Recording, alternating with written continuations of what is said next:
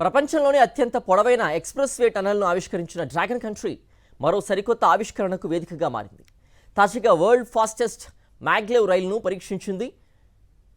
Ton బరువున్న ఈ రైలు కేవలం 2 సెకన్ల వ్యవధిలో 700 కిలోమీటర్ల గరిష్ట వేగాన్ని అందుకుంది.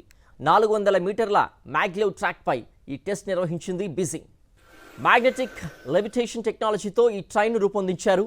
సూపర్ కండక్టింగ్ మ్యాగ్నెట్ల సహాయంతో పట్టాలకు కొన్ని సెంటీమీటర్ల ఎత్తులో ట్రైన్ ప్రయాణిస్తుంది. సాధారణ రైలుల ఇది చక్రాలపై ఆధారపడి పనిచేయదు. అయస్కాంత బలాలను ఉపయోగించి దూసుకెళ్లనుంది.